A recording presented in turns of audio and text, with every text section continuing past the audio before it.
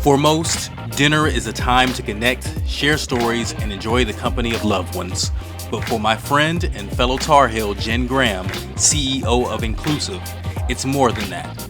It's a chance to spark open conversations and foster community growth in places seeking harmony. I'm Rocky McCoy, and I'm here to find out your why. What's your excuse?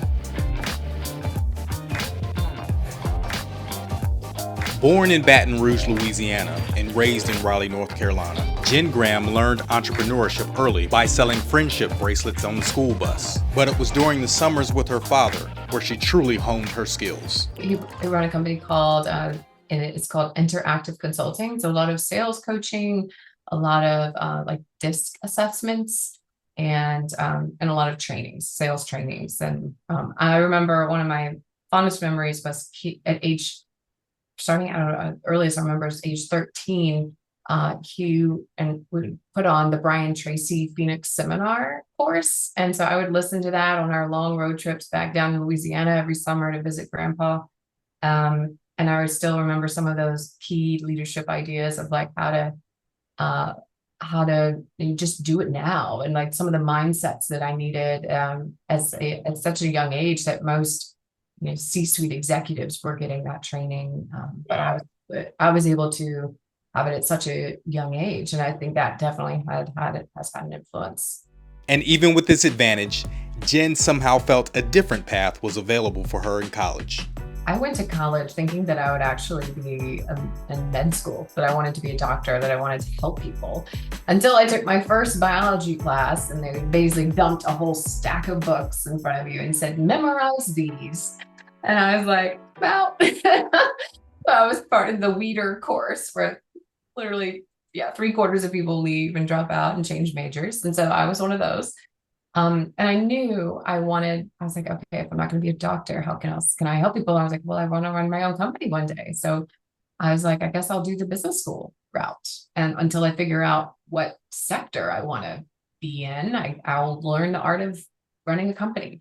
Now, entrepreneurship was still like a really risky thing. There were only a few courses on entrepreneurship and marketing, and I took them all. And I was really fascinated by my marketing, but I also wanted to be on the creative side of marketing. And so it wasn't until senior year, second semester, where I was able to, after I checked off all of the required classes, I finally got to take the electives that I always wanted, like design and website and design and art and drawing. And so I discovered graphic design. Sneaking into the journalism school one night, Jen sat in a lecture and found out there was more to graphic design than advertising unwanted products to people.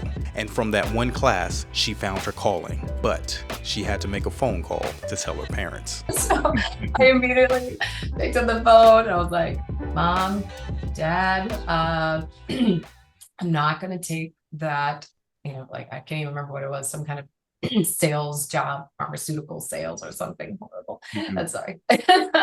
I'm not going to do that. I'm actually going back to school. I'm going to go to Atlanta, the school called Portfolio Center, and do 2 years of design school. That's what I want to do. And they were like, well, what took you so long? And with that, Jen was bound for Atlanta. Freshly graduated and thrown into a new world, Jen took on Atlanta the best way she knew how, with friends and determination. I think the most inspiring quote that I remember, even from my first day at the design school, was from my first design teacher, Sylvia Gaffney. And she said, your role as a designer is to create a whole new world that does not exist, that no one can live without. Mind blown. I was like, what? That's a tall order. I mean, that's amazing. Okay, I'm in. Like I'm comfortable with the unknown. And I think part of why is because spending my summers, I'd have to leave all of my friends at the end of the school year and go to Memphis, Tennessee, and make all new friends again, and just get comfortable with repeating that year after year after year. And being not sure of what I was going to be doing, but open to it. And so I think that being okay in uncertainty, but knowing if I build something the world needs, then if I'm creating something that doesn't exist that people can't live without, then that's pretty powerful. Fully inspired and ready to set the design world on fire, Jen set her sights on San Francisco. But when the market crashed in 2008, she again had to pivot, and in turn, a true calling was found. Nobody was hiring, and I was lucky to get an offer in Atlanta for a strategy design company in Atlanta called Unboundary. And I had met Todd Martin because he was on our panel at the Portfolio Center at the time for one of my marketing classes. And I pitched to him, and he basically offered me a job on the spot. It was the most profound experience ever. And I still remember that day. That was a meaningful moment. And it was through that I worked at Unboundary for 5.5 years and helped build TEDx Atlanta. I was in charge of preparing speakers and making sure that they could give the talk of their life. And basically, after 5 years, 12 events, over 100 speakers, I had really nailed the art of kind of the design of a presentation. But at the same time, I noticed that it was one way. It was a one-way monologue. And while we had also, put these amazing people on stages, we had also been curating the audience just as much and making sure that we had thoughtful, inspiring people, but we weren't able to engage them as much. And so I wanted to figure out, how do we flip the script?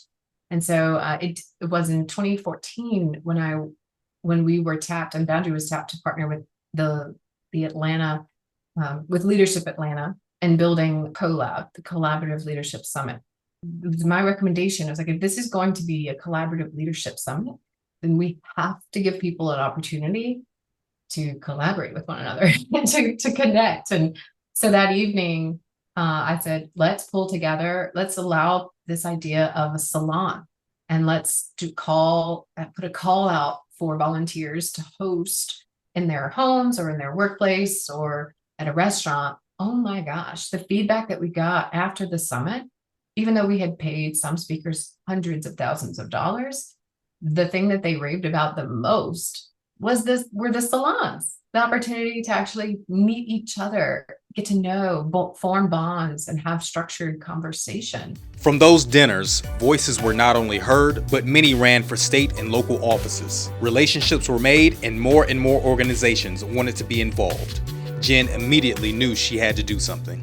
She applied for every grant and attended every entrepreneurial program she could in order to fund her civic dinners. But it didn't become real until she got an email from a well-known organization. One of the most humbling moments was when we got an inbound email from a woman at FB.com. And I was like, is that Facebook? What? And so we were, most of our work had been around government and nonprofits. We worked with Sierra Club and Teach for America, and doing all this amazing Planned Parenthood, and doing some really great conversations. This was the first corporation that was interested in our work, particularly around female founders. And so I reached out back to her and said, of course, we would love to partner with Facebook and helping to build this whole She Means Business network out, that they built a community of female founders within a Facebook group. And we did a pilot in Ohio, and it was amazing, a conversation around female founders and what it's like, and tapped into a really big need. And right when things started to build momentum, the pandemic hit. I remember the feeling of the fear of, oh my gosh, I have people's livelihoods now. And that's, I think, where I found my strength. I felt like, wow, I realized I was very adaptable. And in that moment, the ability to just flip and say, look, we can't cry about the past. We can't, there's nothing we can do about this. We just need to move forward, and we got to figure out a new way, and we're going to make it work. And I was able to maintain everybody on that staff and grow. And we grew from a team of 5 to over 25 within a year. We've raised to about, $1.5 million at the end of September. We had a big partnership with Coca-Cola that came to us with our new inclusive series. And it was just like, I cannot believe the little vision that I had in my head is now here, and it's more needed than ever. Riding high on her pandemic growth, Jen was also about to give birth to her second child. Then tragedy struck. A key figure in her life was suddenly taken away. Very stressful time right before Rose was born, and then my father passed even just 5 weeks later after that. So it was a whirlwind, but like I feel like I had lost my business coach and my father, and with it he had taught me so much about the work that we were doing, because he and I had very different opinions politically, and he stretched me a lot in how to reach across the aisle, how to turn my like passion into like and channel that in a way that could still find connection and appreciation for the other side. And I think he was my practice in that. And it was a rough year too, because even though we were growing, we were still figuring out. I thought COVID would last 2 months. Here we are in the next year of it, still figuring out a whole new business model. Now I had 25 people on our payroll and still not the revenue that we needed. And it was like we were going to run out of money. And when the funds are low, difficult decisions must be made and hard lessons learned. So we basically had to restart again in 2022 with a smaller team. We had to end up having layoffs, and that was the hardest part, was having to let good people go, where I knew like they had what it took, and it was nothing for them personally. It was just that we just were running out of cash and we couldn't keep them. If I had $2 million today, I would spend it very differently and much more effectively. So lessons learned, hindsight, but you can't hire away your problems. Restructured and rebranded, Inclusive was born. And despite the many pivots, she continues to overcome the odds. So what's the secret getting over those negative voices? I think from a young age, and I'm going to tell one little story from my childhood again, where my dad, the sales training and the emotional intelligence work that he was teaching, he would force me to stand in front of a mirror and say, I love myself. I love myself. I love myself. Because even at a young age, at 5 or 6 years old, I had body image issues where I was worried about being a little chubbier than the other kids. And so he saw that immediately and wanted to make sure that I always had a high self-esteem and that I spoke very highly of myself. And he knew the power, and him and my stepmom, Robin Graham, like always reiterated the power of using I am. And whenever you say I, your unconscious takes that as truth. And so every time you say, oh, I'm terrible at this, or it clocks that as truth. And even if you say, well, I'm not terrible, it only remembers the terrible. It doesn't remember the double negative or the negative. So I was taught at a very young age to be very conscious of my words and my vocabulary and how I talk about myself. And so I think as a result, I have a very positive reframe in my mind of like, oh yeah, you can do that. And as always, I close with my 2 favorite questions. What advice would you give to your younger self? I would say exactly what my father said, which is follow your heart. Follow your heart and the money will follow. And I think just pour yourself into your passion, let it go, let it show you the way, and you will be happier, you will be healthier, it also will make magic happen. And what advice would your younger self give you today? Ooh, that's such a good question. I would say, hang on, it's gonna be a ride. Buckle up. and continue, like, know that you are prepared for anything that comes. So next time you gather for a meal, don't just dig in, dig deeper. Be inclusive. Invite someone you wouldn't normally chat with. You'll learn something new, and who knows, you might just gain a friend who brings a whole buffet of new opportunities to the table. Hey everyone, my name is Jen Graham, and inclusive is my excuse. What's yours?